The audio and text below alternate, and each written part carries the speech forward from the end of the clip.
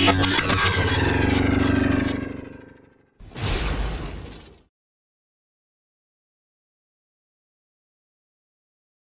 mga boss, magandang araw sa inyo lahat. So ngayon maglinis tayo ng fuel injector. So luma ang injector na to kasi bumili kasi kami ng bago. Sayang din, linisan ko na lang. Si original pa to, Denso. So ito yung replacement. Pero bumili ng bago yung boss ko, yung nagpunta sa Amerika. Kaya ito, ano na lang namin to, spare. Linisan ko na lang. Okay? So gagamitin natin mga bosses itong carburetor cleaner. Tapos itong tools na to. So ito. So dito natin ilagay yung uh, delivery port na fuel injector dito sa intake nya. Lagyan natin dito. Ayan. Dali lang.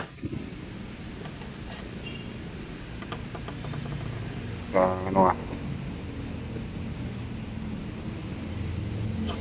Okay.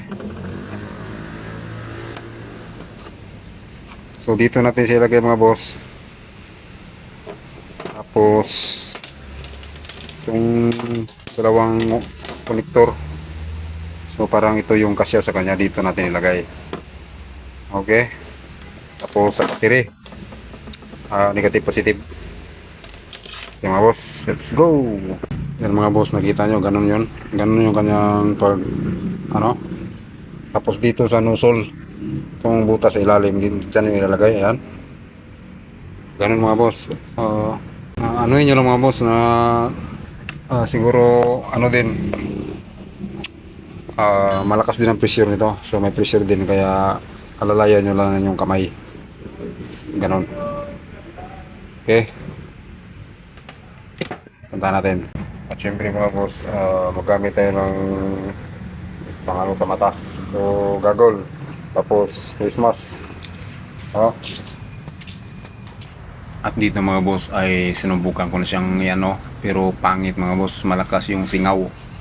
So makikita nyo, ano kasi yung nozzle ng carburetor cleaner na yan, medyo maliit. Kaya sumingaw siya.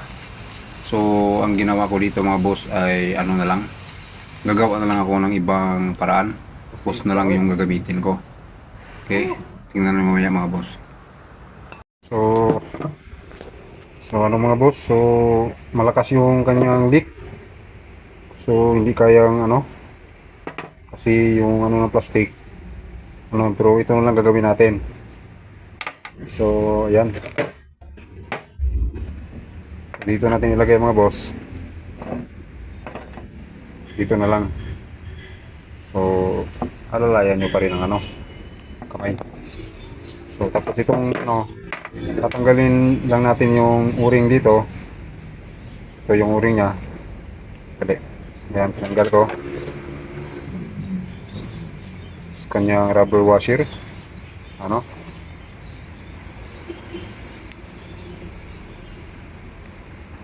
Ayan. So lagyan natin ng clamp yung hose. So yan mga boss, yan yung kanyang ano, humanap na lang tayo na ng paraan.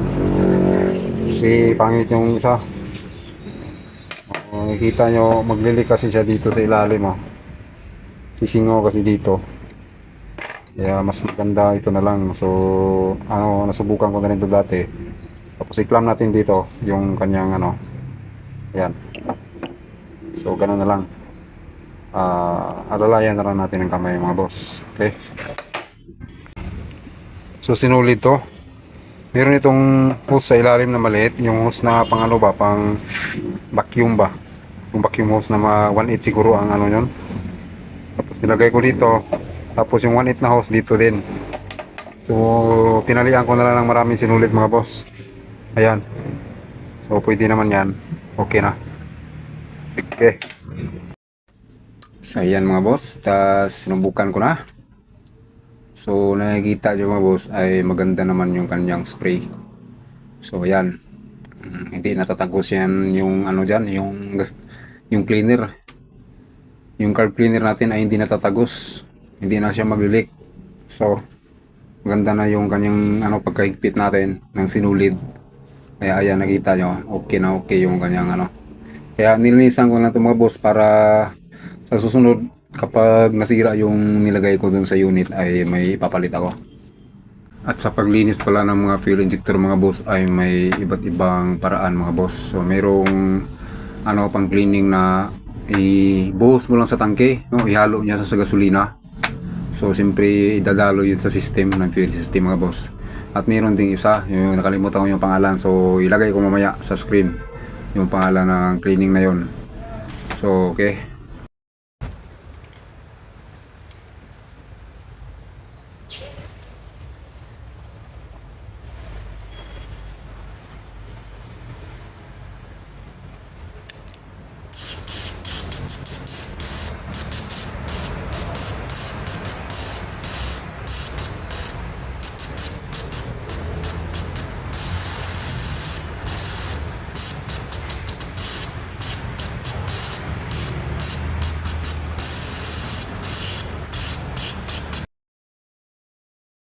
Ito mga boss ay sana mag-subscribe ka, mag-comment, pag-like at mag-share para mas lalo pang ma-recommend ni YouTube ang video natin at maka-upload pa rin tayo ng maraming video mga boss.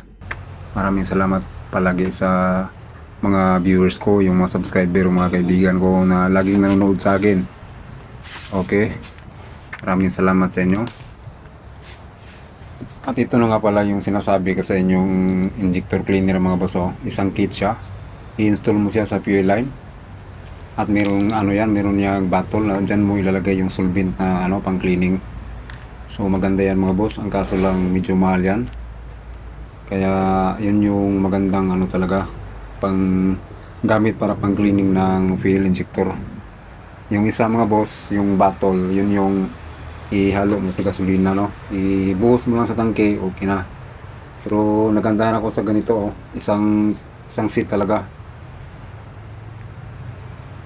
At dito na lang ang video natin mga boss. So maraming salamat palagi sa inyong panonood. So God bless sa inyong lahat mga boss. Okay?